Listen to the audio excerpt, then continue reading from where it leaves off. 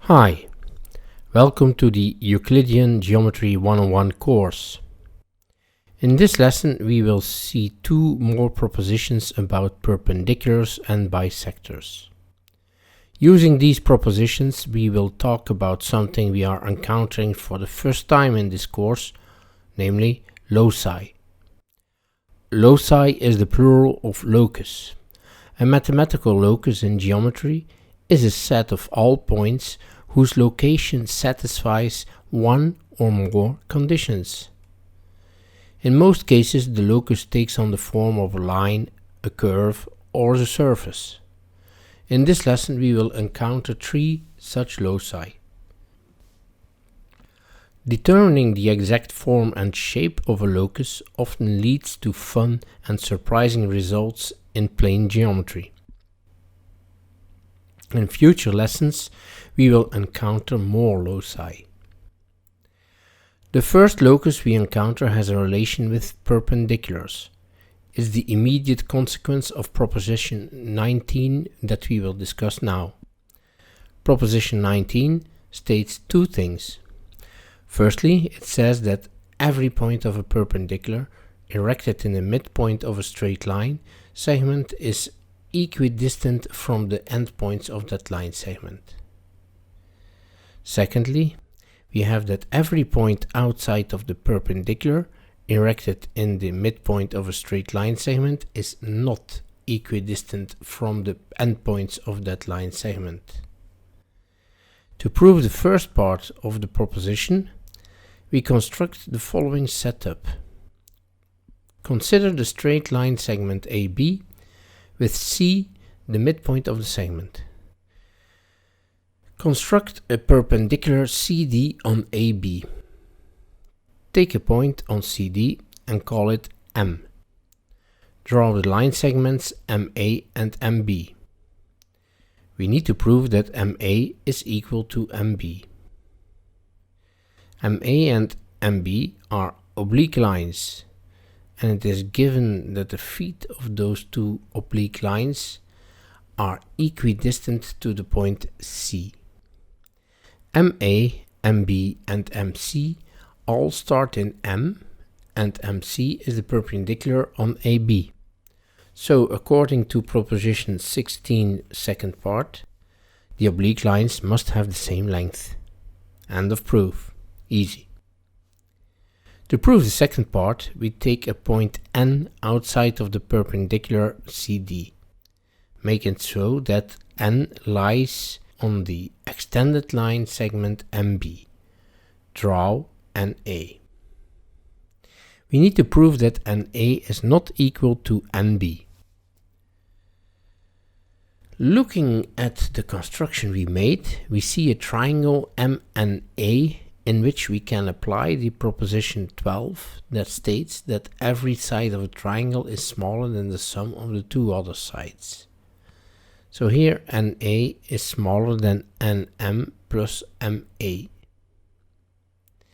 And because MA is equal to MB, we can write that NA is smaller than NM plus MB.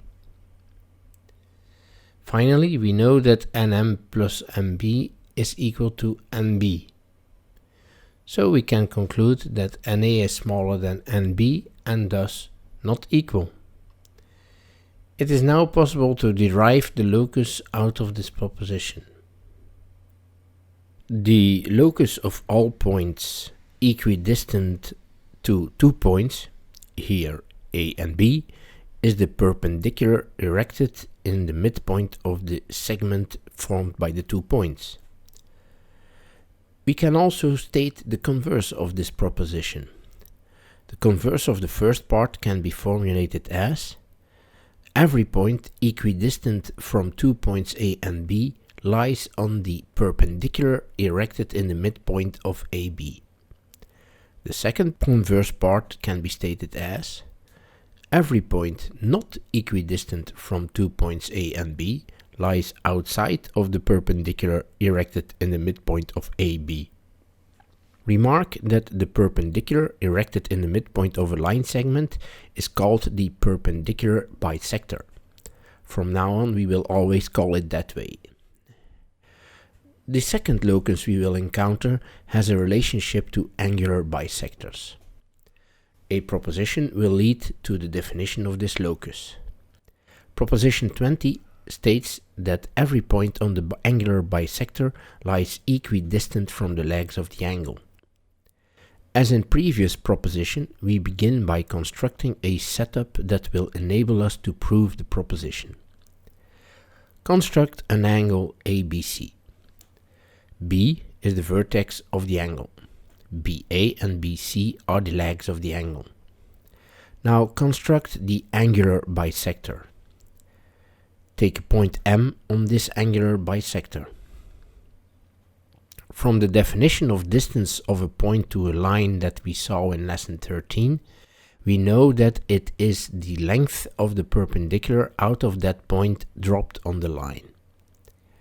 So let's construct two perpendiculars starting in M, one on BA and one on BC. The feet of the perpendiculars are called D and E. D lies on BC and E lies on BA. If we can prove that the segment ME is equal to the segment MD, then we know that M lies equidistant to the two legs. And as M is a random point of the bisector, this will prove the proposition. If you look carefully at the construction, you will see that there are two right angle triangles, MDB and MEB. Moreover, we can see that they seem congruent. And you would be correct in assuming so. The congruency can be proven by using the HA congruency case for right angle triangles. Remember that HA means a hypotenuse and acute angle. The hypotenuse of the two triangles MDB and MEB is the line segment MB, and the two triangles have that in common. And the acute angle we need is the one in B. As MB is the bisector of the angle ABC, the two acute angles M and N are equal. So the two triangles are congruent. That means that all elements of both triangles are equal. So MD is equal to ME, and that's what we needed to prove. This proposition too has a converse. Every point that lies equidistant to the legs of an angle lies on the angular bisector of that angle. To prove this, we start again with the angle ABC. We take a point M and construct the perpendiculars of M on the legs in such a way that the two perpendiculars have the same length. Draw now MB. We have to prove that MB is an angular bisector. We again look at the right angle triangles BMD and BME. Those two triangles are congruent, but in this case we will have to show the congruency by using the HL congruency case. HL means hypotenuse leg. The hypotenuse of the two triangles is MB, and the two triangles have this in common. The leg MD of triangle BMD and the leg ME of triangle BME are equal by construction. So the two triangles are congruent. And thus, all of their respective elements are equal. In conclusion, the acute angles M and N of the two triangles are equal.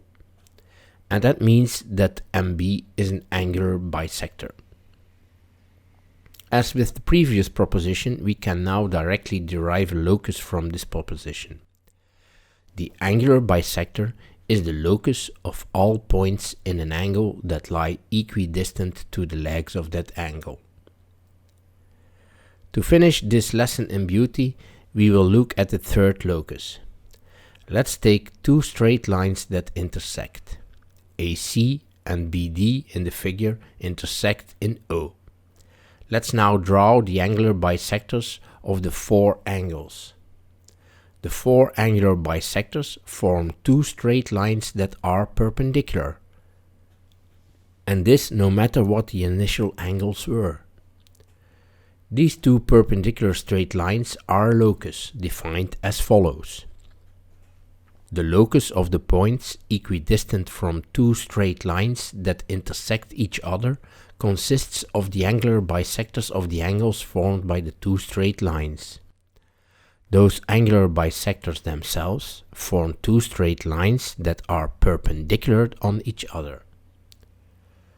By using the previous proposition, we can prove this to be true. We know that for each of the four angles formed by the two intersecting lines, we can draw an angular bisector of which the points are equidistant to the legs of the angle. So we get four rays OX, OY, OX prime and OY prime. We need to first show that OX and OX prime line up, and after that repeat the process for OY and OY prime. Let's look at the angles DOA and AOB. The bisectors of these two are OX and OY. We know that OY is perpendicular on OX. Why? Because DOA and AOB form a straight angle. That means that the sum of the bisected angles is half as big, so a right angle. So XOA and AOY form a right angle. Let's call it M. Let's now look at the angles AOB and BOC. The bisectors of these two are OY and OX prime. We similarly know that OY is perpendicular on OX prime, because AOB and BOC form a straight angle, which means that sum of the bisected angles is half as big, so a right angle. And thus YOB and BOX prime form a right angle. Let's call it N. And from proposition 2, the converse part, we know that when two angles are each other's supplement, the outer legs are in line with each other. The two angles N and M are each other's supplement, as they are right angles. In conclusion, we can say that the outer legs OX and OX prime are in line with each other. We can now follow a similar reasoning for OY and OY prime. So, XO X prime are collinear and YO Y prime are collinear. And we have already proven that the angle bisectors are perpendicular 2 by 2. So, XOX prime and YOY prime are perpendicular on each other. End of this lesson. Next lesson we will encounter a new concept: parallelism. If you like this series, consider subscribing to my channel.